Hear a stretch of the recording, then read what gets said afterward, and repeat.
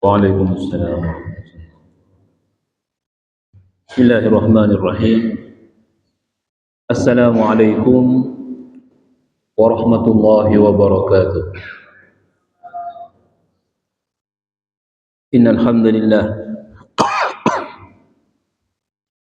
nahmaduhu wa nasta'inuhu wa nastaghfiruh wa na'udzu billahi min shururi anfusina wa min sayyiati a'malina. May yahdihillahu fala mudilla lahu wa may yudlil fala hadiya lahu. Ashhadu an la ilaha illallah wahdahu la syarika lah wa ashhadu anna Muhammadan abduhu wa rasuluh. Allahumma salli wa sallim alaihi wa ala alihi wa sahbihi wa man da'a bi da'watihi wa man sara ala nahjihi. Nawina ta'alluma wa ta'lim wa tadhakkura wa tadhkir wa naf'a wal intifa' wal ifada wal istifada wal hassa ala tamassuki bi kitabillahi wa sunnati rasulih wa du'a ila al huda wa dalalata al khair ibtigha'a wajhillahi wa mardatihi wa qurbihi wa thawabihi subhanahu wa ta'ala. Amma ba'du. Jemaah salat subuh Masjid Baitus Salam yang dirahmati Allah, alhamdulillah wa syukurillah, pada pagi hari ini kita mendapatkan nikmat dari Allah, bisa melaksanakan salat subuh dengan berjemaah.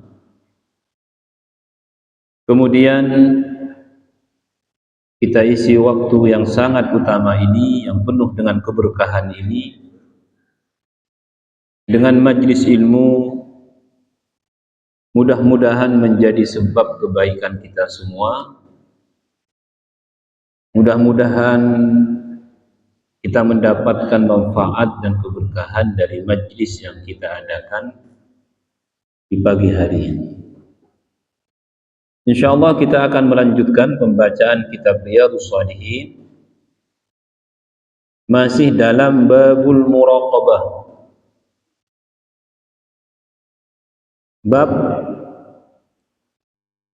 pengawasan Allah Subhanahu wa ta'ala kepada hambanya, yang mana kita akan membaca hadis yang ketujuh yang diriwayatkan oleh Abu Ya'la Shaddad ibnu Aus. Bismillahirrahmanirrahim. Qala al-musannif rahimahullahu ta'ala wa nafa'ana bihi wa bi'ulumihi fid dharain amin, ila an qala as-sabi'u, hadis yang ketujuh dari babul muraqabah ini. An Abi Ya'la, diriwayatkan dari Abu Ya'la bi fathit tahtiyati. Jadi penting membaca dengan benar sahabat itu. Di antara manfaat ngaji itu adalah membaca dengan benar nama-nama sahabat Rasulullah SAW. Jangan sampai membaca hadis malah salah. Saya sering mendengar membaca seenaknya sendiri, itu enggak benar. Karena para ulama dalam kitabnya sampai menjelaskan dengan keterangan, seperti misalkan Abu Ya'la bi fathit tahtiyati wa sukunil muhmalah, berarti bacanya Abu Ya'la, Ya'la.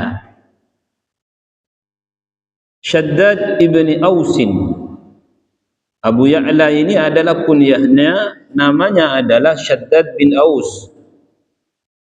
Shaddad bin Aus bi fathis shinil mu'jamati wa tashdidid dal. Jadi enggak boleh dibaca Shaddad, Shaddad, tasdidud dal, tasdidud dal. Al-ula yang pertama, Shaddad. Makanya kalau kita bingung dibaca apa, itu harus mencari kepada kitab yang menjelaskan tentang nama itu.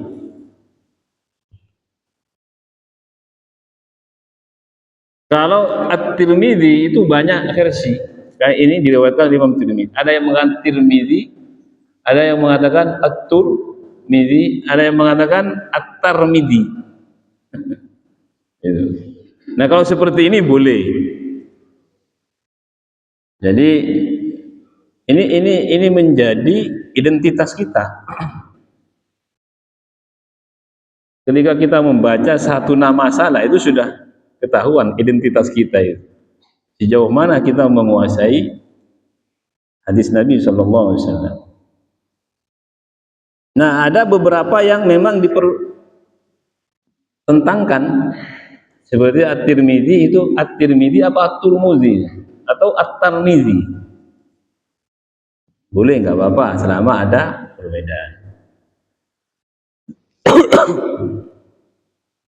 Radhiyallahu anhu anin Nabi sallallahu alaihi wasallam, beliau meriwayatkan dari Nabi sallallahu alaihi wasallam satu hadis. Beliau ini adalah saudara Hasan bin Sabit, saudara sepupu. Pernah dengar Hasan bin Sabit? Salah satu penyair Rasulullah sallallahu alaihi wasallam. Itu Hasan bin Sabit. Ahli sastra di zaman Nabi SAW. Nabi memujinya karena sastra-sastranya itu senantiasa memuji Rasulullah Sallallahu Alaihi Wasallam dan umat Islam serta agama ini.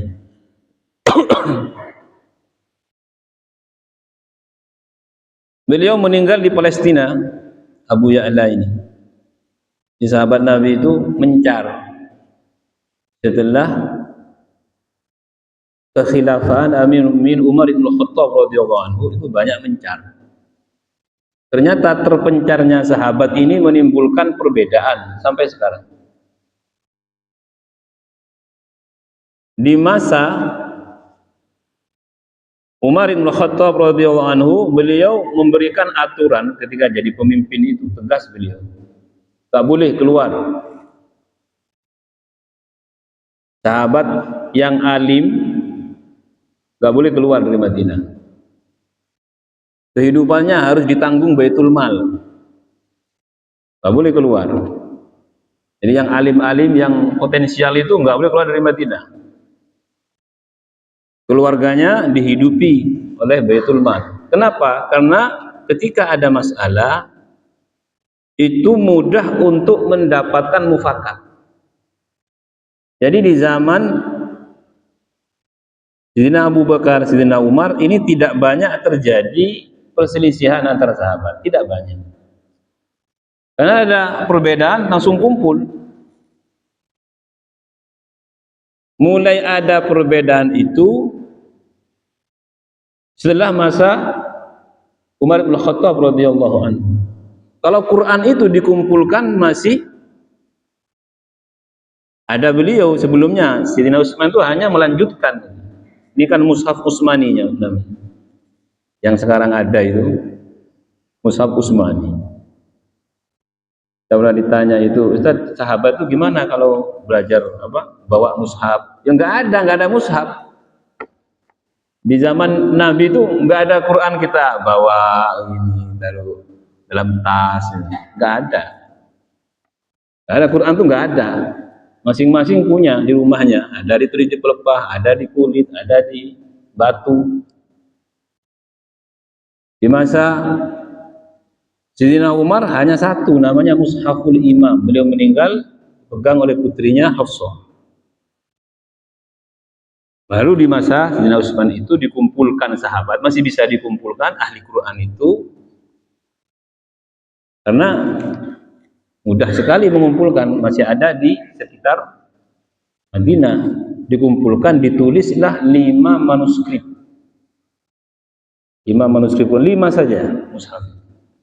Dengan meniadakan 6 qiraat dari Quran. Quran itu dulu ada 7 qiraat. Cara membacanya itu sesuai bahasanya berbeda, karena menimbulkan perselisihan sampai mau berperang gara-gara bacaan Quran. Yang 6 dihilangkan di masa Utsman itu. Tinggal satu, yang satu ini pun masih ada 14 qiraat kan.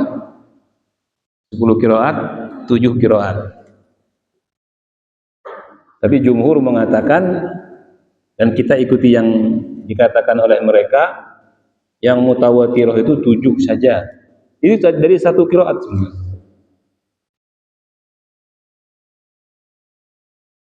Karena yang 6 sudah ditiadakan. Baru kemudian sampai saat ini bacaan itu sampai kepada kita. Jadi perbedaan qiraat yang ada itu tidak mengacu ke zaman sahabat di masa Rasulullah enggak, atau di masa Abu Bakar atau di masa Umar enggak. Ada qiraat Abu Amr, ada qiraat Qalun, ada qiraat Kasir. Itu enggak ada di masa sahabat, enggak ada itu. Di masa sahabat itu memang ada perbedaan antar sahabat-sahabat, tapi bukan perbedaan seperti sekarang yang ada itu. Sekarang kan ada perbedaan. Bacaan kita ini kan apa? Bacaan Asim, riwayat Hafiz. Ini minimal tahu ini. Minimal ini tahu. Kita ini kalau baca Quran, qiraatnya itu qiraat Asim, riwayatnya Hafiz, karena Asim ada 2. Riwayat Hafiz yang kita baca ini, yang kita pelajari ini, riwayat Syu'bah. Gak pernah dengar. Saya sering menyampaikan itu ya.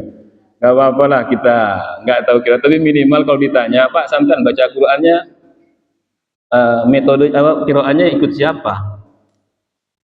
Asim, riwayatnya Hafiz. Itu harus ini aja dulu, hafalkan. Asim Hafiz, Asim Hafiz. Jangan ini aja. Karena apa? Kalau di sini kita tidak ada masalah karena rata, semuanya rata. Indonesia, Malaysia, negara Asia ini, Saudi, Mesir sebagian, enggak semuanya. Yaman sebagian, Sudan enggak semuanya. Itu masih sama lah. Tapi kalau ke Maroko itu sudah Nafi. Bacaan Nafi, Warsh. Setel radio atau lihat TV ada bacaan Quran yang enggak sama dengan kita, bukan salah itu. Itu namanya qiraat Nafi. Nah, biar kita itu enggak kaget gitu ya. Kalau keluar kita akan kaget. Ya, ke Yaman saja sudah kaget. Karena ada Quran ditulis dengan qiraat Abu Amr Duri. Beda Qurannya loh, mushafnya itu loh, dalamnya itu beda ya. Khawatir panjenengan nanti umroh atau haji menemukan Quran kok beda. Tapi enggak, kalau yang Quran cetakan Madinah ini enggak sama dengan kita. Sama. Tapi kalau ke daerah wilayah Islam yang lain, saya pernah ke Maroko, saya pernah. Ya enggak sama ngajinya. Tapi ketidaksamaan itu bukan berarti total enggak sama, ya enggak. Hanya kita mungkin kaget loh kok membaca gini. Sampai dulu ketika saya masih di sana itu ada teman baru datang dari Indonesia, mahasiswa baru. Afwan, ini kok begini nih? Ini kok apa maksudnya ini? Ini bingung karena baru pertama datang. Ternyata mereka mengira bacaan qiraat itu tidak berbeda di Quran, yang Qurannya berbeda. Tapi bukan berarti berbeda total, enggak. Bunder-bundernya terus penuh dia beda ya. Nah, perbedaan yang ada sekarang dalam mushaf itu tidak kembali ke zaman sahabat. Enggak. Di zaman sahabat itu disepakati, di masa Utsman itu disepakati begini sudah. Ternyata karena sahabat tadi berpencar, Ibnu Mas'ud ke Irak, Ubay ke Syam, Damaskus, Suriah sekarang. Ada yang ke Palestina, ada yang ke Mekah, Abbas. Mencar. Akhirnya walaupun dari satu sumber itu masih ada perbedaan, dan mereka nggak mau merubah. Ketemu di musim haji, muridnya Ibnu Mas'ud, bacaan Qur'annya berbeda dengan muridnya Ubay bin Ka'ab. Ini ahli Quran ini. Ternyata muridnya Ibnu Abbas yang belajar, mereka sahabat semua. Berbeda juga, ada beberapa perbedaan. Nah, ini kemudian menyebabkan beberapa perbedaan dalam bacaan Al-Quran baru oleh ulama di abad kedua dan ketiga itu disterilkan. Sudah yang 7 ini saja, jangan ditambah lagi. Sampai kemudian mempengaruhi fikih. Siapapun yang membaca Al-Quran di luar dari 7 yang mutawatirah ini tidak sah sholatnya. Itu kemudian ditetapkan oleh ulama-ulama madhab bahwa yang membaca selain 7 qiraat itu sholatnya tidak sah. Dalam Fatihah sendiri banyak perbedaan, jangan kaget. Maliki yaumiddin. Kalau hafaz kan maliki gitu. Di sini ada yang ikut-ikutan. Saya sarankan jangan ikut-ikutan. Imamnya kadang-kadang ikut-ikutan. Saya pernah sekali itu di daerah mana itu? Imam Tarawih. Saya ngisi kultumnya. Saya tahu dia awam karena masih anak muda. Antum kok baca Maliki itu gimana? Ya kan boleh kan? Boleh. Dari mana bolehnya? Iya kan saya sering mendengar boleh ya. Maliki yaumiddin. Malik bacaan siapa ya? Enggak tahu, yang penting enggak boleh itu begitu. Maliki kalau hafaz. Bacaan kita ini kan Asim riwayat hafaz. Hafaz itu Maliki. Jadi alasannya itu apa? Ikut teman. Enggak boleh. Saya sering menyampaikan itu. Sudah baca yang baca anak kita Hafiz Hasim itu Maliki yaumiddin. Maliki yaumiddin. Ini penting untuk kita ketahui supaya kita ini memahami minimal apa yang kita baca khususnya dalam sholat. Anin Nabi sallallahu alaihi wasallam, beliau ini termasuk orang yang meninggal di Baitul Maqdis ya. Qabruhu bi dhahiri babir rahmah. Kuburan beliau itu ada di depan Babur Rahmah. Ada yang pernah ke Palestina? Enggak pernah ya, ikut rombongan. Pernah ya? Ya. Itu ada namanya Babur Rahmah. Kalau di Masjidil Haram itu ada namanya Babus Salam. Mudah-mudahan Allah masih memberi usia kepada kita bisa ke sana. Enggak apa-apa, itu wasiat Rasulullah itu. Kamu berangan-angan kata Nabi untuk sampai ke 3 masjid. Masjidil Haram, Masjid Nabawi, yang satu Aqsa.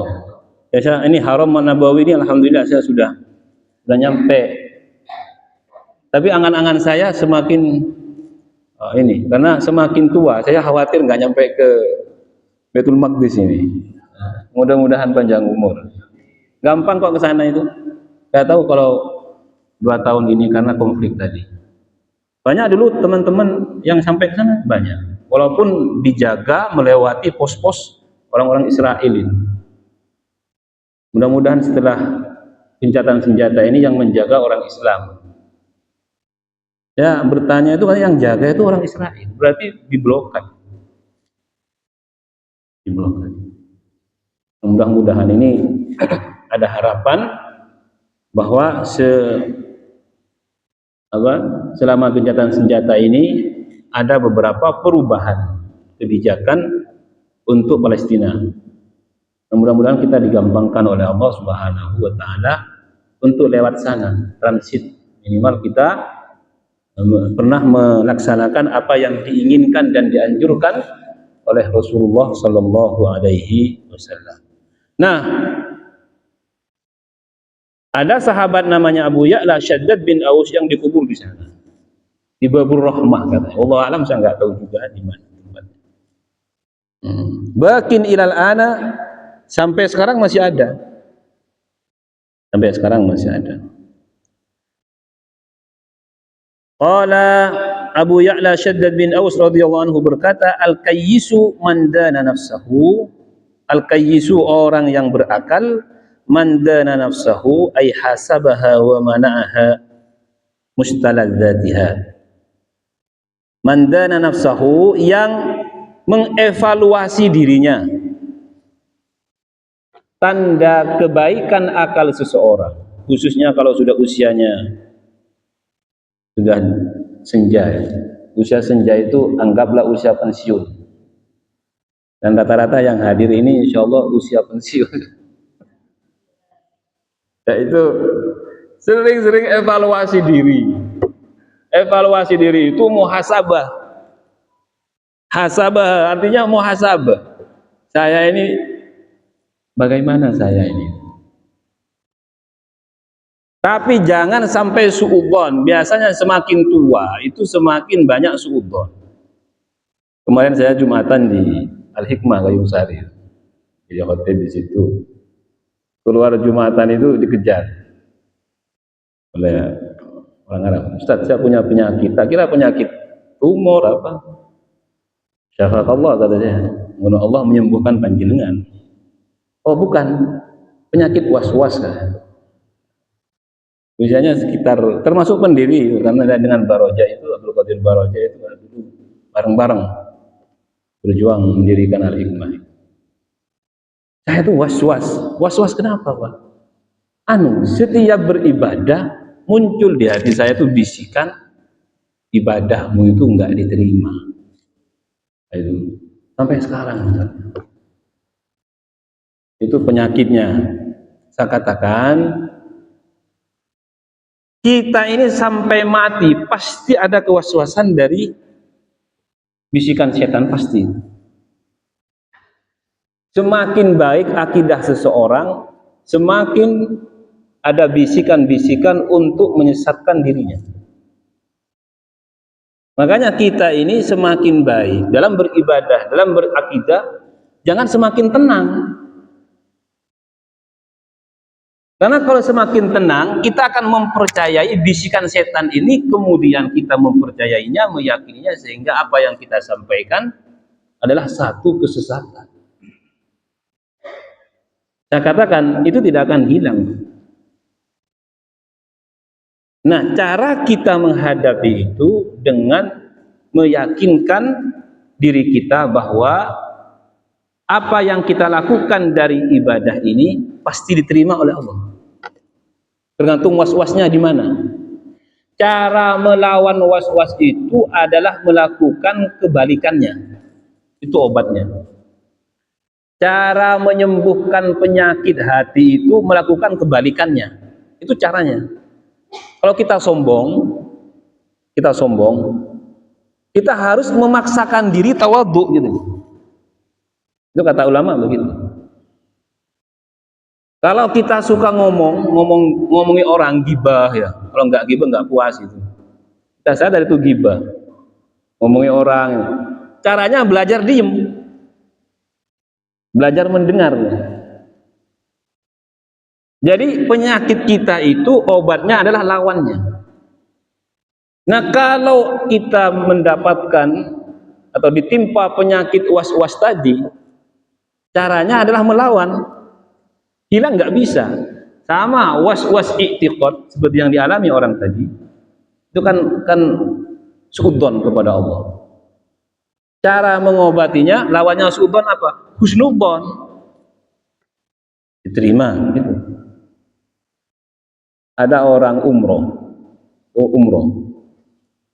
Pertama kali lihat Ka'bah itu katanya Saya juga heran ya, karena Allah ya subhanallah, mungkin masing-masing kita kan berbeda. Itu kan ada orang yang takjub melihat Ka'bah ya. Dia katanya di pikirannya itu ingin misu gitu. Gak tahu muncul di pikiran itu ingin misu-misu terus. Ingin mengucapkan sumpah serapah. Padahal kita dianjurkan kalau lihat Ka'bah itu dengan kewibawaannya, kita harus benar-benar mengagungkan. Bahkan ulama mengatakan kalau Anda termasuk orang yang hilang penghormatan Anda ke Ka'bah itu karena dekat dengan Ka'bah, sebaiknya keluar dari lingkungan Ka'bah itu. Ada orang kadang-kadang jaga toko di sana, orang Indonesia. Oh, saya tiap hari lihat Ka'bah biasa. Keluar, jangan di situ. Makruh tinggal di situ. Karena melihat Ka'bah itu sunnahnya harus muncul penghormatan. Bukan biasa, biasa. Tiap hari kok, ya panjenengan hanya umroh mungkin sekali ini ya. Kita biasa di sini. Orang-orang mukimin itu loh. Ini sebaiknya jangan di situ. Sama ketika kita sering umroh ke sana, kemudian karena saking seringnya kita menganggap Ka'bah itu biasa, jangan umroh. Biarkan kita rindu, biarkan kita kembali menginginkan sampai ke sana, benar-benar mengagungkan syiar Allah Subhanahu wa taala. Nah, al-qayyisu man dana nafsahu, yang mengevaluasi diri, wa amila lima ba'dal maut, dan melaksanakan, mengamalkan amalan untuk kepentingan setelah kematiannya. Sekarang ini banyak penyakit sesak mendadak. Sesak, wis selesai, kepundut. Nah, kita juga belum tentu begitu. Apakah kita ini masih lama atau kapan akan bertemu Allah Subhanahu wa taala? Tapi upayakan di antara kita mengevaluasi diri kita dengan menambah porsi amalan yang bisa memberikan kita kebaikan di akhirat. Akhirat itu diawali dari alam barzakh ya. Saya sering menyampaikan, barzakh itu alam kita. Hanya ada dinding abstrak tipis. Ini yang menghalangi. Mereka itu ingin balik. Yang tidak baik itu ingin balik. Kalau nggak percaya nanti, kalau sudah mati, mudah-mudahan kita nggak ingin balik. Orang kalau masuk ke alam itu mau balik, itu berarti nggak baik gitu orang. Nggak baik.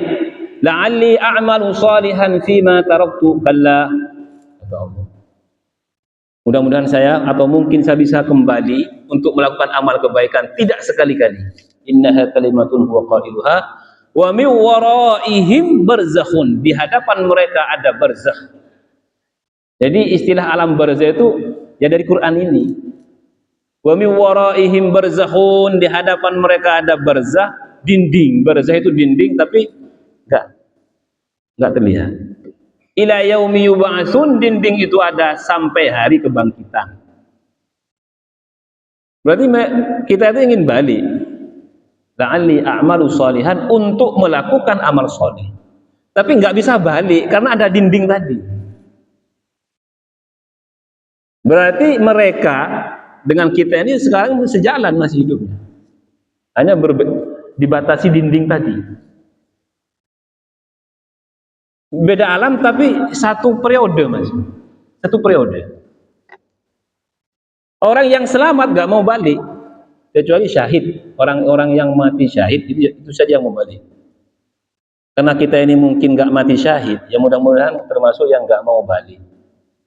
Gak mau balik ke dunia, sudah cukup, selesai dunia wis. Alhamdulillah. Orang yang tidak memiliki amal kebaikan, maka dia ingin kembali dalam kehidupan ini. Maka kita syukuri usia ini dan hargai peluang atau waktu yang kita miliki ini. Hargai. Minimal dengan berzikir lah. Minimal dengan berzikir saja. Kita ini kan profesinya berbeda ya. Ya kemana itu jangan lepas dari Allah. Semakin kita tua, usia bertambah, zikirnya itu semakin banyak. Terserah mau baca istighfar, astagfirullah, mau baca subhanallah, mau baca sholawat. Yang penting jangan sampai kita itu menyia-nyiakan waktu. Gak harus bekerja, gak harus ibadah, berzikir. Termasuk dari amalan yang akan memberatkan. Subhanallah itu adalah satu kalimat yang akan kita ketahui harganya, nilainya di akhirat itu akan menjadi pemberat dari timbangan kita. Pemberat. Kita punya catatan kan? Kecuali yang masuk surga tanpa hisab. Gak tahu apakah kita ini termasuk yang masuk surga tanpa hisab. Nah, apakah ada kemungkinan? Ada kemungkinan itu, ada. Kita masuk surga tanpa hisab, ada. Hanya sedikit. Yang masuk surga tanpa hisab, udah nggak perlu buka catatan. Tapi sepertinya kita ini bukan dari golongan ini. Tapi walaupun demikian, kita termasuk golongan yang selamat. Manusia ini ada dua golongan, asqiya, su'ada. Asqiya itu tidak selamat, su'ada yang selamat. Yang selamat ini ada dua golongan, katanya. Ashabul yamin, ashabul muqarrabin. Dalam surat Waqiah itu loh. Ashabul yamin ma ashabul yamin fi sidrin mahbud wa talhin mamdud. Ashabul yamin masuk surga juga, selamat. Tapi tidak seperti al-muqarrabin. Beda. Wa ma in kana minal muqarrabin faruhun wa raihan. Al-muqarrabin ini orang-orang yang salah satunya masuk surganya tanpa hisab itu. Itu minal muqarrabin. Ya kita tidak perlu ke sana lah, biar nggak terlalu jauh ya. Masuk kepada golongan kanan ashabul yamin itu sudah cukup. Alhamdulillah. Itu yang kita harapkan. Wa amila lima ba'dal mauti minal qabri wa ma ba'dahu. Kenapa saya membahas kubur? Karena ada dalam keterangan ini ba'dal mauti, dari alam kubur itu, wa ma ba'dahu, dan setelahnya. Apa setelahnya? Alam kebangkitan. Setelahnya kita akan dikumpulkan di padang mahsyar. Kemudian kita akan melihat catatan, timbangan, melewati sirat. Wa ma ba'dahu salihul a'malil munisi lahu fil wihdati wal misya. Kita masuk kubur itu, yang menemani kita itu amal kita yang panjenengan sekarang sholat ini. Makanya dalam satu hadis, yang mengikuti orang mati itu 3: keluarganya, hartanya, amalnya. Yang 2 balik, yang 1 itu masih menemani. Kita kan sendirian nanti di sana. Sekarang kalau banyak orang begini enak. Kita akan bertemu dengan malaikat mungkar dan nakir itu sendirian. Yang menjaga kita, mendampingi kita itu amal kita, khususnya yang biasa baca Al-Mulk itu. Karena ada riwayat orang yang konsisten baca Al-Mulk. Kalau bisa dengan As-Sajdah, karena ini sama-sama 30 ayat. Karena hadisnya walaupun Nabi dalam riwayat lain itu Al-Mulk, Tabarok itu, tapi ada riwayat di Quran itu ada satu surat berisi 30 ayat. Dan ternyata yang di Quran isinya 30 ayat itu 2 surat. Surat apa? Al-Mulk dan Alif Lam Mim Sajdah itu. Itu sama-sama 30 ayat. Makanya Nabi dalam riwayat lain tidak tidur kecuali membaca 2 surat itu. Riwayat lain yang mengatakan bahwa yang akan mendampingi kita di kuburan akan ikut berbicara dengan malaikat mungkar nakir adalah surat Al-Mulk. Tabarakalladzi biyadihil mulku wa huwa ala kulli syai'in qadir. Kalau nggak bisa kalau hadisnya kan sebelum tidur. Kita ini kan beda, di masjid semangat, pulang sudah di rumah enggak. Males megang Quran, males baca Quran. Habis Isya. Biasa kan habis Isya. Aslinya itu dibaca sebelum tidur itu. Tapi sulit loh ya. Sebelum tidur itu sulit. Apalagi sudah makan malam agak kenyang. Wes, langsung tidur aja gitu. Kalau panjenengan bisa, ini akan membantu tidur juga. Upayakan. Bisa nyoba itu belum istiqomah. Ya, mungkin bisa tapi banyak karena biasanya langsung tidur saja. Paling wudhu toh langsung tidur. Nah, yang mau baca masih mau duduk baca ya. Tapi upayakan di usia kita ini semakin mendekati alam itu, ada alam lain loh ya. Kita harus yakini ada alam lain gitu loh. Makanya Nabi Isra Mi'raj itu Nabi, tapi kalau Nabi alamnya ya alam-alam yang menyenangkan kan Isra Mi'rajnya itu. Tapi ada alam lain, saat ini ada, alam itu ada gitu loh. Nabi itu naiknya senang beliau karena bertemu Nabi Adam, Nabi Isa, Nabi Yusuf, Nabi Harun, Nabi Idris, Nabi Musa, bertemu sampai Sidratul Muntaha. Sidratul Muntaha itu pohon. Pernah dengar Sidratul Muntaha? Itu pohon. Tapi ada di atas langit ketujuh, setelah Baitul Ma'mur, Sidratul Muntaha, pohon itu. Nabi dalam hadis Muslim itu menyebutkan daunnya itu seperti kuping gajah, ka'adzanil filah, seperti kuping gajah. Ini kata Nabi loh, bukan kata saya. Kata Nabi, bukan kata ulama. Hadisnya itu seperti itu, hadis Anas. Buahnya seperti gentong, bejananya, gentong, bejana itu besarnya. Buahnya seperti itu. Tapi beliau kemudian mengatakan, setelah itu aku melihat perubahan, summa taghayyara. Melihat perubahan yang mana perubahan itu tidak bisa disifati lagi keindahannya. Saking indahnya nggak bisa saya menyifati. Mungkin ini suasananya. Berarti ada alam lain. Pulangnya beliau sedih. Kenapa? Karena dipertemukan dengan orang-orang yang di neraka itu. Pulangnya melihat orang yang melakukan kezaliman, ada yang walaupun riwayatnya masih diperselisihkan. Kalau yang riwayat Anas itu naiknya saja ya, riwayat Muslim itu naiknya saja yang disebutkan. Masya Allah. Jadi ada alam lain di samping kita ini yang akan kita memasukinya, itu namanya alam barzakh atau alam kubur. Yang akan menemani kita itu adalah amal perbuatan kita. Luqman Al-Hakim itu pernah memberi nasihat ke anaknya, ya bunayya, innan nasa salasatu aslas. Kita ini manusia ini terbagi menjadi 3 bagian.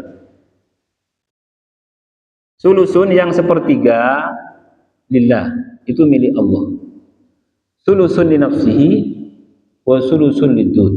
Yang sepertiga akan dikembalikan kepada dirinya, yang sepertiga lagi, sepertiga ketiga itu milik ulat belatung. Yang akan kembali kepada Allah itu adalah ruhnya. Ruh kita ini semua akan kembali kepada Allah. Ruh kita ini, ruh ini tidak bisa siapapun yang bisa menciptakan seperti itu, secanggih apapun dunia ini, tidak bisa. Ruh ini hanya Allah Subhanahu wa ta'ala. Setiap ruh itu pasti rindu ingin ketemu Allah, pasti. Setiap ruh kita ini itu kembali kepada Allah. Amal perbuatannya kembali kepada dirinya. Amal perbuatannya kembali kepada dirinya nanti, menemani dia. Yang ketiga, jasadnya ini akan dimakan ulat belatung, kecuali yang termasuk disebutkan tidak dimakan. Ada yang tidak dimakan belatung, ada. Dan itu nyata, bukan nggak harus riwayat, nggak harus. Saya sering menyampaikan itu beberapa cerita nyata. Bahkan yang sering saya sampaikan itu karena sanadnya itu kuat. Ya.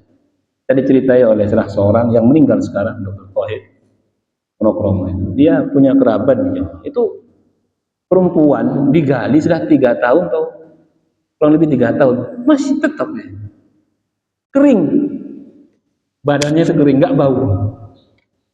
Berarti kan nggak perlu riwayat lagi tuh. Mana riwayatnya? Semuanya pasti dimakan ulat. Nggak perlu riwayat kalau gitu. Lalu digali meninggal 3 tahun, perempuan loh, perempuan biasa. Bukan perempuan ustazah, bukan. Perempuan biasa itu. Orang awam biasa. Ternyata usut punya usut, dia mungkin ahli Quran, artinya sering baca Quran. Walaupun dia awam terus baca Quran terus. Mungkin Quran ini yang 3 tahun hanya kering tuh, kering semua. Ini bukan kalau syahid itu bukan kering, malah seger. Paham gak? Jadi orang yang tidak dimakan ulat itu ada dua. Yang pertama jasadnya mengering, kering. Yang kedua tetap seger. Nah, ini yang unik. Darahnya tetap seger. Itu para syuhada, orang syahid. Seger. Ulat nggak makan tapi badan ini seger. Bulunya masih ada, walaupun pulang tahu. Seger. Yang satunya kering saja. Yang kebanyakan dimakan ulat. Tapi apakah yang dimakan belatung itu enggak selamat? Ya enggak. Belum tentu juga. Hanya tandanya kalau sudah tidak dimakan ulat itu berarti dia ada tanda-tanda keselamatan. Enggak apa-apa kita dimakan ulat, ya enggak apa-apa. Kan itu jasad kita. Jasad kita kan. Yang penting ruh kita ini enggak disiksa gitu loh. Yang penting ruh kita ini kembali kepada Allah dengan sebaik mungkin. Ya ayyatuhan nafsul mutmainnah, irji'i ila rabbiki radiyatan. Ada satu riwayat dari Sa'id bin Zaid dari Abu Bakar As-Siddiq. Ada yang membaca ayat ini di depan Nabi. Quri'at ya ayyatuhan nafsul mutmainnah, wahai jiwa yang tenang, irji'i ila rabbiki radiyatan mardiyah, kembalilah kepada Tuhanmu dengan ridha dan diridhai. Wadkhuli fi ibadi, masuklah ke dalam golongan hamba-hambaku. Wadkhuli jannati, dan masuklah ke dalam surgaku. Abu Bakar mendengar ayat ini dibaca. Ada Nabi dibaca ayat ini. Ma ahsana hadza ya Rasulullah, sungguh indah ini Rasulullah. Kayak kita lah. Kita diceritain tentang orang yang selamat. Enaknya ya, bahagia. Ya begitu. Bukan ma ahsana hadza, Rasulullah kok senengnya ya orang begini ya. Apa kata Nabi? Faqala, Nabi SAW bersabda, ya Abu Bakar, wahai Abu Bakar, innal malaka, sesungguhnya para malaikat, sayaquluna laka, akan berkata kepadamu, indal maut. Termasuk yang akan disambut oleh malaikat, wahai jiwa yang tenang, kembalilah kepada Tuhanmu. Itu ruhnya ini. Saya sampaikan tadi, ruh itu akan kembali kepada Tuhan. Yang mengatakan ini malaikat gitu loh, kembali kepada Tuhanmu dengan tenang. Sebenarnya nggak sulit banget, dalam keterangan ayat ini tafsirnya, an-nafsul mutmainnatu bil iman, jiwa yang tenang dengan iman, yang ini, yang akan disambut begini, allati aiqonat, yang meyakini seyakin-yakinnya, allati aiqonat annallaha rabbuha. Jadi jiwa yang benar-benar meyakini bahwa Tuhan Allah itu Tuhan. Itu aja sudah cukup. Rata-rata ahli tafsir menafsirkan itu. Itu kan gampang. Kalau kita yakin bahwa Tuhan kita itu Allah, tidak ragu sedikit pun, kita ketika akan meninggal pasti akan disambut dengan sambutan tadi.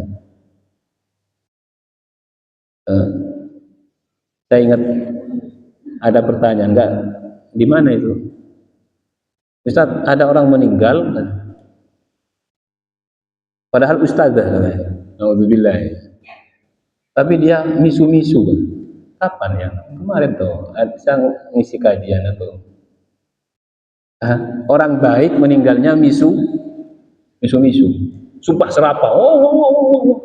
Enggak, kita sebagai orang hidup itu katakan wallahu a'lam. Tidak perlu menyimpulkan, karena kesimpulan kita itu hanyalah prediksi.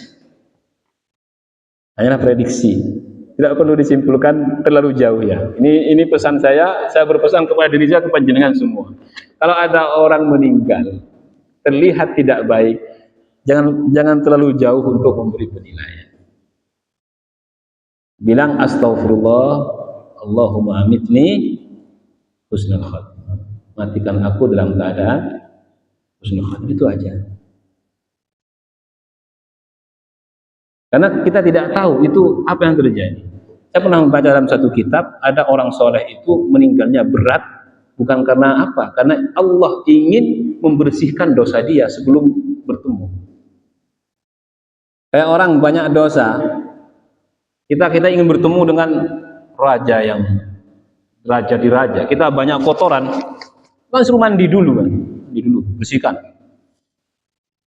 Kadang-kadang itu terjadi kepada orang-orang baik. Allah itu, kamu ingin bertemu saya, enggak, bersihkan dirimu. Cara membersihkannya sabar dengan ujian. Diberatkan dia, semakin berat semakin bersih.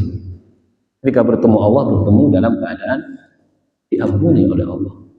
Itu husnudzon kita. Allah alam apa yang terjadi. Karena kenapa saya katakan demikian? Karena kita masih hidup, belum tentu kita lebih mudah dari itu, mungkin bisa lebih parah dari orang ini. Na'udzubillahi min dzalik. Wal ajizu man atba'a nafsahu hawaha, orang yang ajiz, at-tariku lima yajibu fi'luhu bitaswif. Jadi ajiz itu maknanya orang yang akan mengerjakan sesuatu tapi nunggu terus. Taswif itu nunggu. Saya nanti akan begini, itu terus, nanti saya akan begini, ya nanti tak begini, tapi nggak pernah kesampaian. Saya mau nanti begini, saya mau begini terus. Niat ada tapi nggak pernah kesampaian. Ini karena nggak ada taufik. Nggak ada taufik. Saya sering ke jemaah itu bilang, minimal di usia tua kita ini kalau baca Quran hatamnya 6 bulan sekali. Kenapa? Karena Rasulullah itu di usianya 63, kata Syekh Zakaria Al-Ansari, itu masih membaca Quran dengan Jibril itu hatam 6 bulan. Setahun 2 kali, berarti kan 6 bulan hatam. Setahun 2 kali. Untuk hatam 6 bulan itu tiap hari 1 lembar. Gitu. Tiap hari 1 lembar. Siang 1 kaca, malam 1 kaca. Ada yang 6 bulan hatam, banyak ya, insyaallah. Jadi 6 bulan hatam, 6 bulan hatam. Upayakan di usia kita ini membaca Quran itu 6 bulan hatam. Ya, siang ini baca 1 kaca itu, malam 1 kaca, 1 lembar. Insyaallah 6 bulan hatam. Dan ulama memakruhkan kalau kita bisa baca Quran 6 bulan enggak hatam. Tapi sendiri ya, jangan rombongan. Kayak one day one juice itu rombongan itu. Tapi katanya enggak, karena setiap hari itu harus baca, sekarang juz 1, besok juz 2 dia. Harus begitu, bukan apa istilahnya itu. Ada istilah hataman rombongan itu, Pak. Ini mau hataman, panjang dikasih Quran satu-satu gitu. Ya hatam. 2 jam ya, 1 jam ya hatam. Rombongan. Enggak, kita punya bacaan sendiri.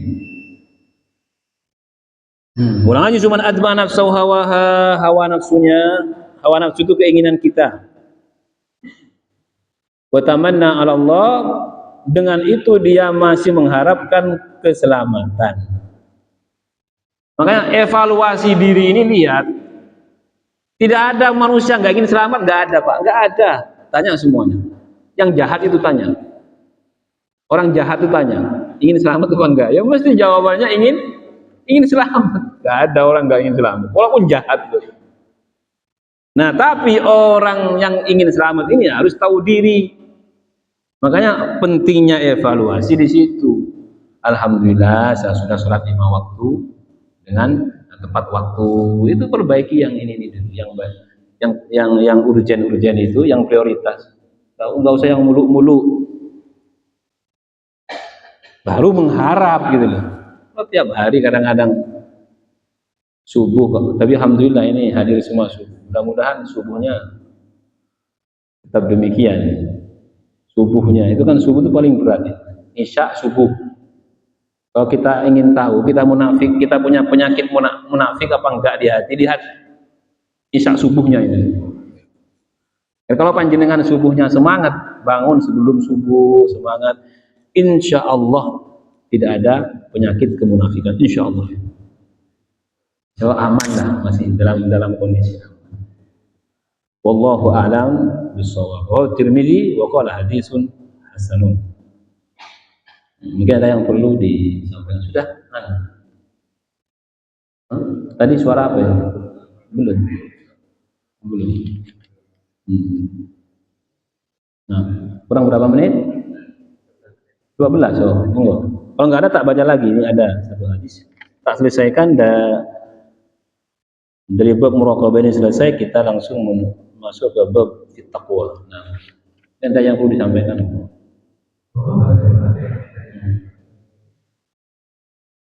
Monggo Pak, nggih. Monggo, insyaallah.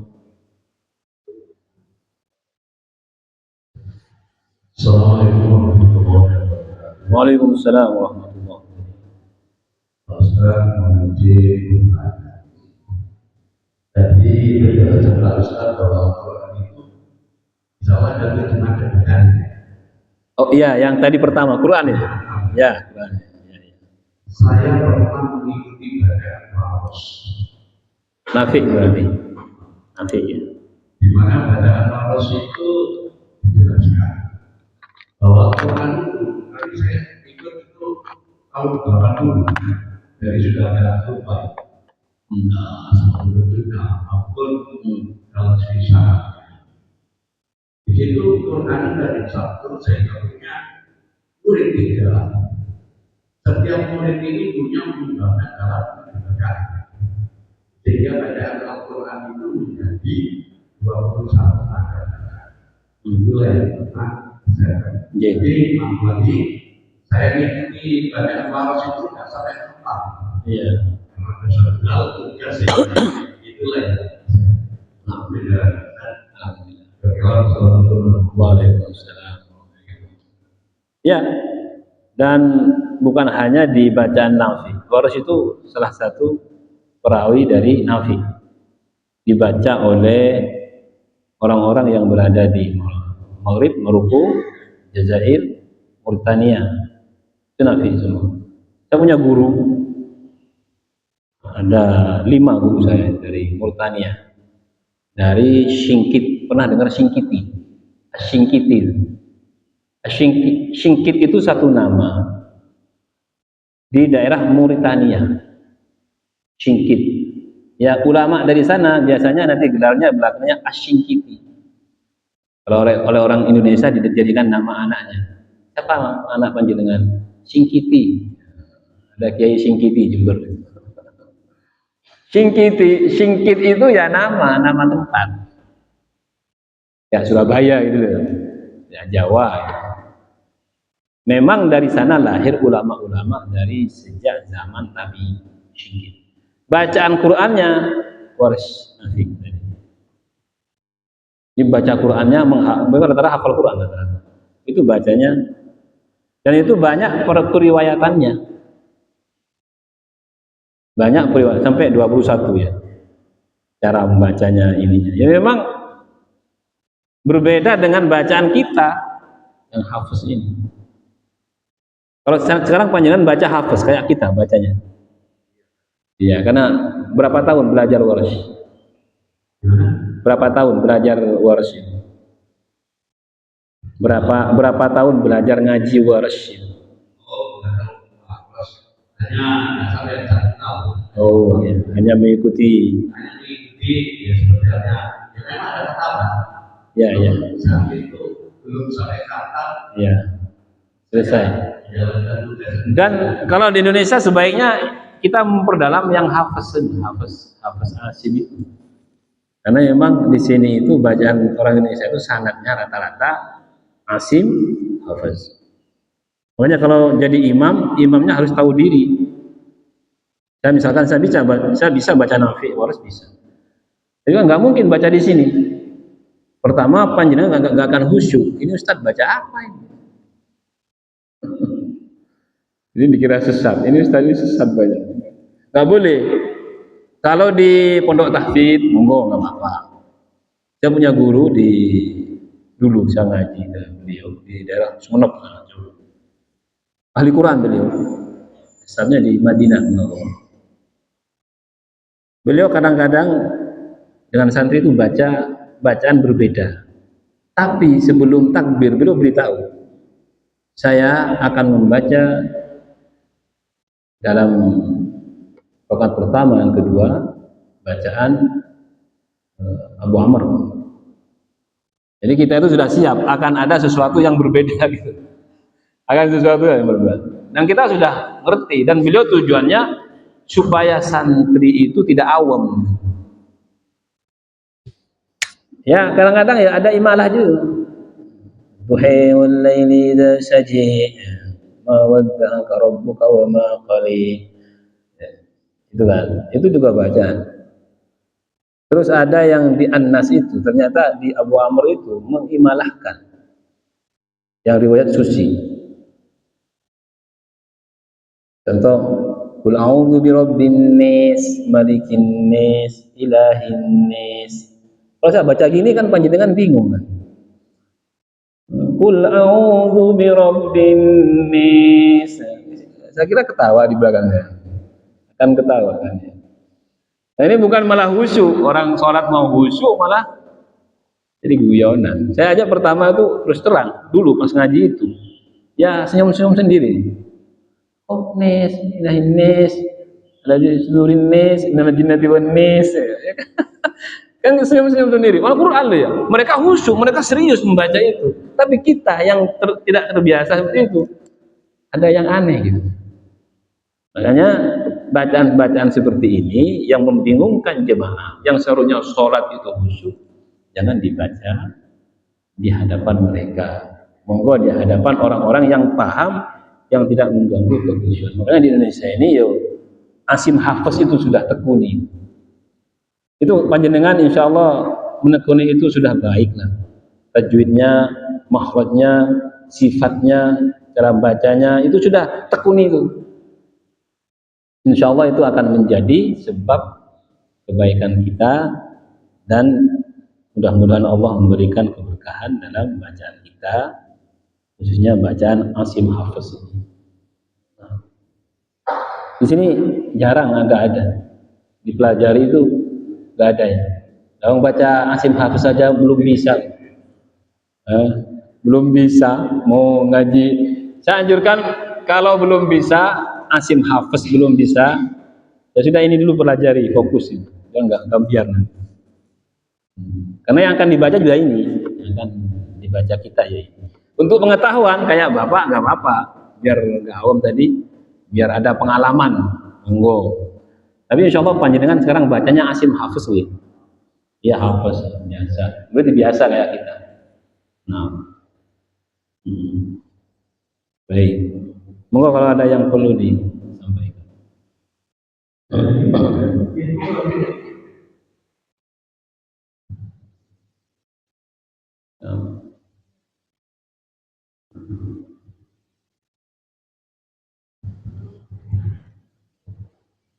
Insya Allah.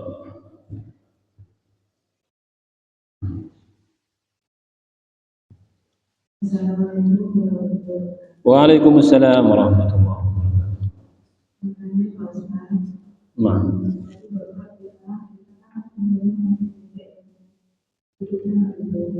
Umurnya makin sisanya umurnya nggak berubah. Ya, ya.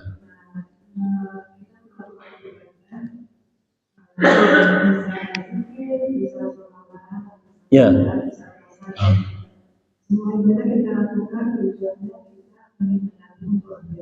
Iya.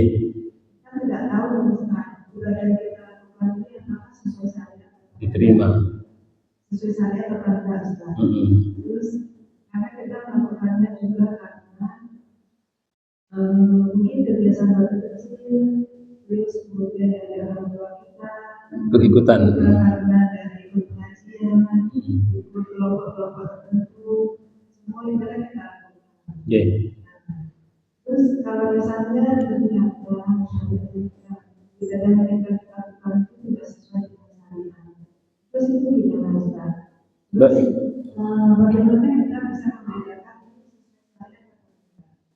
Terima kasih, Ustaz. Bismillahirrahmanirrahim. Yaitu tadi mungkin yang menjadi motif kenapa yang saya sampaikan tadi ada was-was. Jangan-jangan saya nggak diterima ibadah saya. Itu was-was terus Bapak tadi. Ya motifnya itu mungkin karena mungkin dia selama ini menjaga ibadah itu hanya ikut-ikut saja ya. Perlu kita pahami dalam kaidah usul itu orang awam itu sebenarnya memang harus ikut. Nggak boleh menyimpulkan sendiri, nggak boleh. Kita ini kan rata-rata awam kan. Awam itu orang yang tidak bisa mengambil satu istinbat dari dalil Al-Quran atau hadis, nggak bisa. Nggak gampang ngambil istinbat, kesimpulan nggak bisa. Ini hukumnya boleh, tidak, haram, boleh, makruh, nggak bisa kita. Nah, karena demikian keadaan kita kebanyakan, kita dikatakan orang awam. Orang awam ini satu, harus mengikuti orang yang diyakini dia itu mengetahui jalan yang benar tadi. Kalau panjenengan mengikuti bapak ibu, lihat bapak ibu panjenengan, dia mengikuti siapa? Bapak ibunya dulu pernah yang mengikuti gurunya, ya sudah, ikuti itu. Itu namanya tawatur maknawi dalam satu amalan. Karena amalan kita ini kan ingin sesuai dengan syariat, dengan Rasulullah, intinya seperti itu lah, sebagai pembawanya.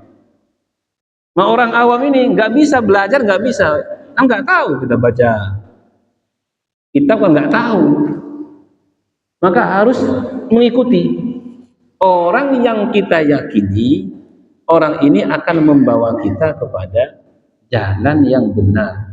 Nah untuk mengetahui dia membawa kita kepada jalan yang benar, sanad amaliyahnya, sanad ilmu atau sanad ghaib harus jelas kemana orang ini. Artinya orang ini kemana? Dia ngambil ilmu kemana itu? Terus sampai ilmu itu harus bersanad ya, harus nyambung ke Rasulullah. Gak bisa ilmu itu ngarang-ngarang sendiri, gak bisa. Ilmu dalam arti syariat ini gak bisa. Makanya identik dengan sanad itu. Nah untuk mendapatkan sanad harus ngaji. Contoh. Wala fakhr, saya tidak membanggakan diri. Panjenengan sekarang kan ngaji ke saya. Ya. Panjenengan harus tahu saya ini ngaji kemana.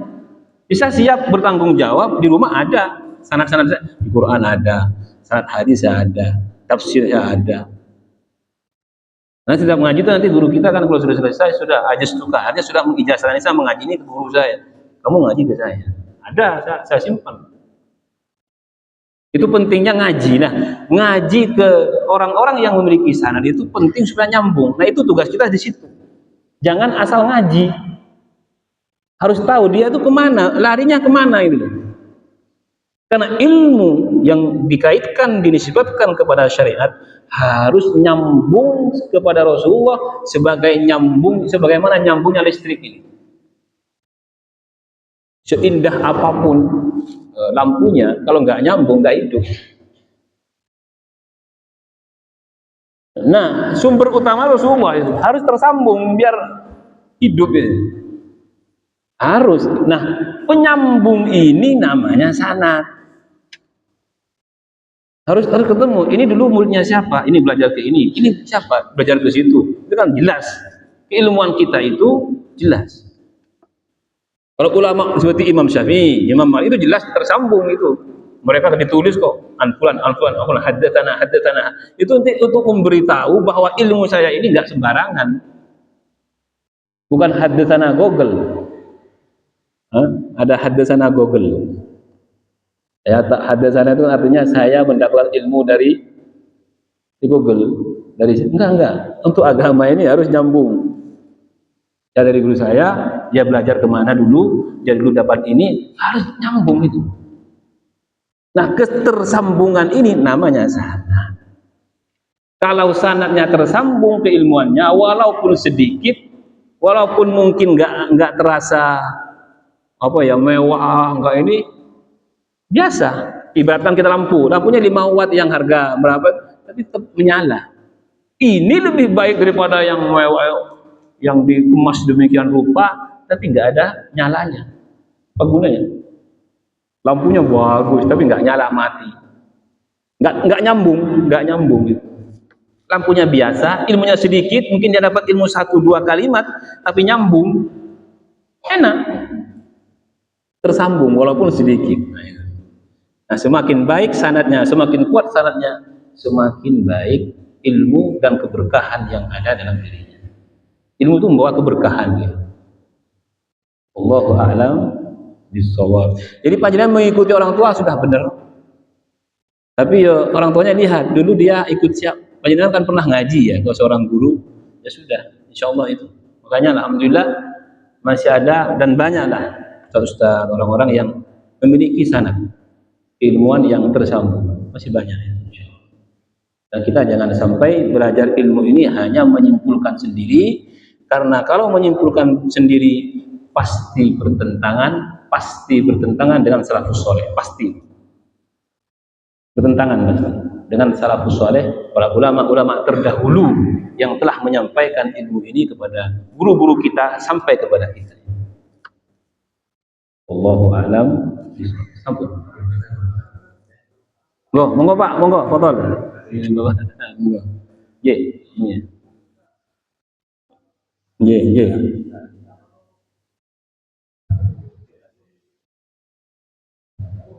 Nggih.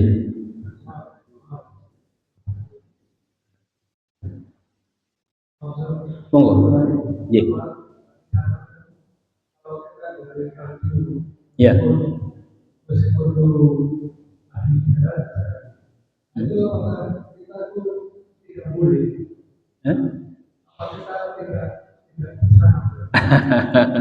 Apa tidak nyambung? Ya nyambung kan suaranya beliau.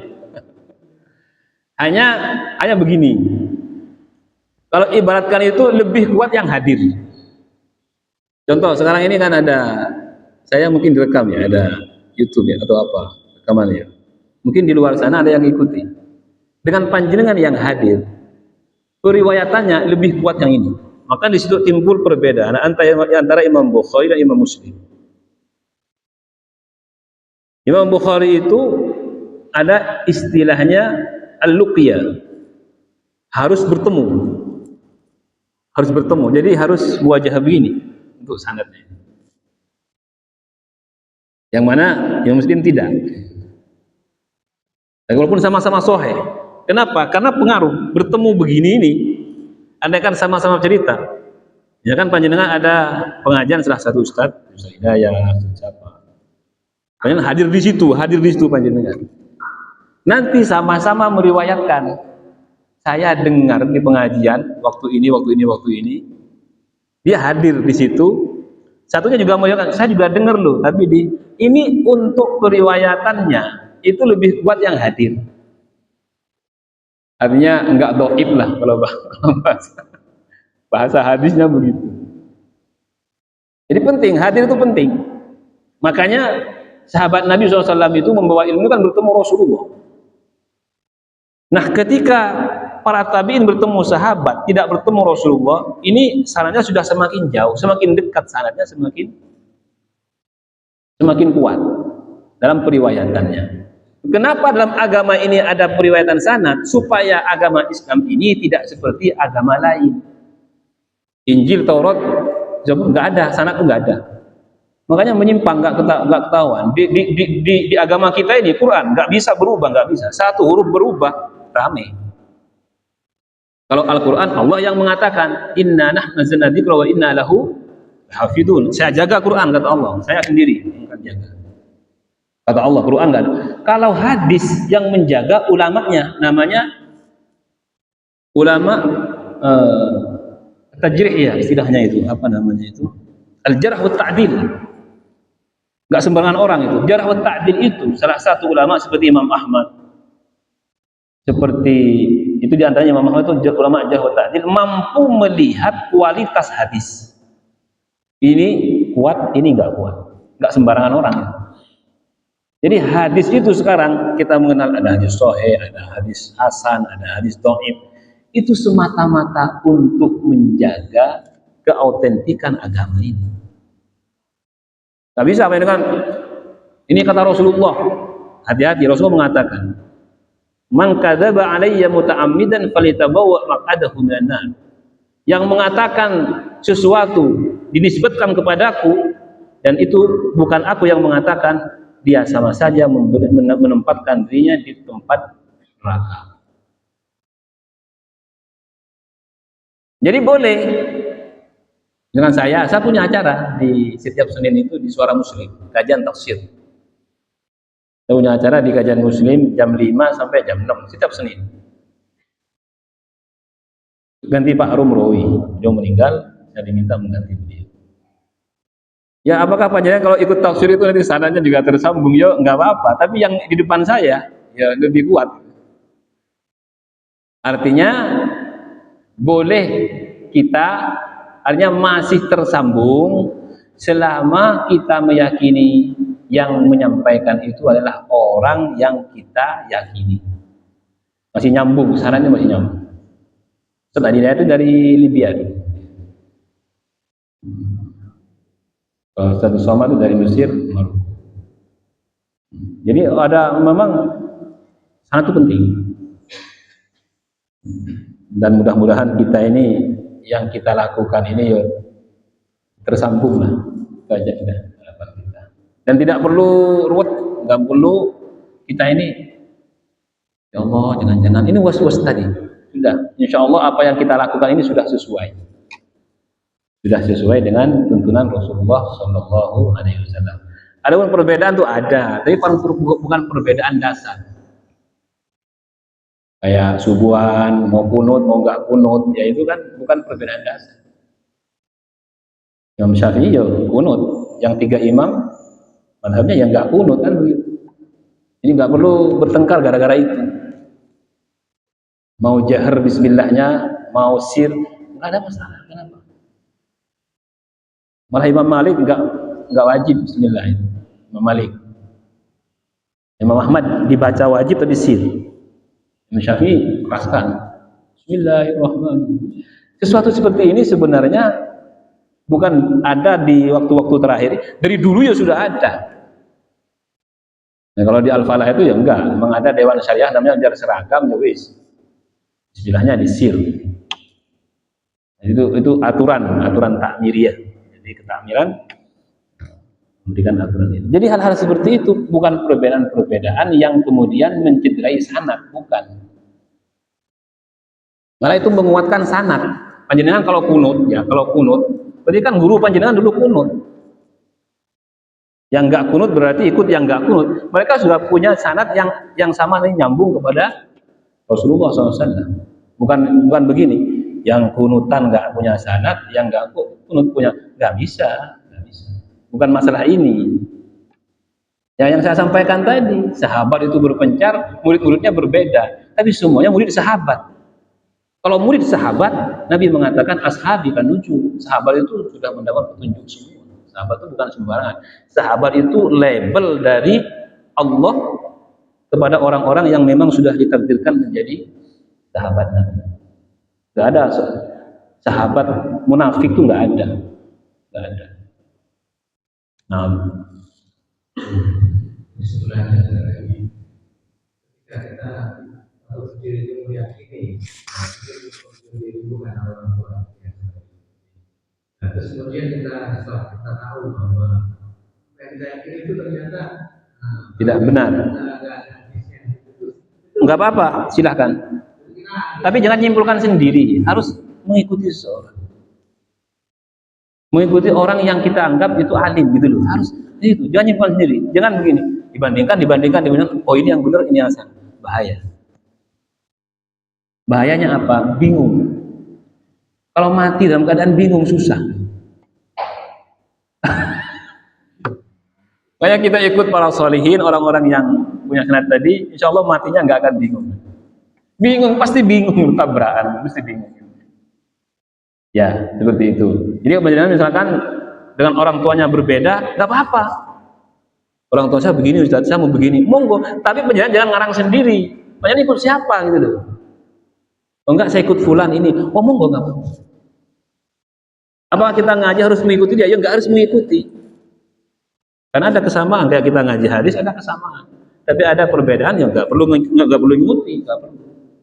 Nah, perbedaan ini selama masih dalam urusan far'i, cabang, maka tidak mempengaruhi dari keabsahan sanad tersebut. Wallahu a'lam bishawab. Sumpun ya.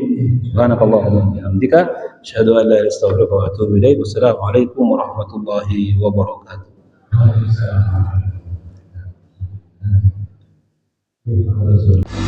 Thank you.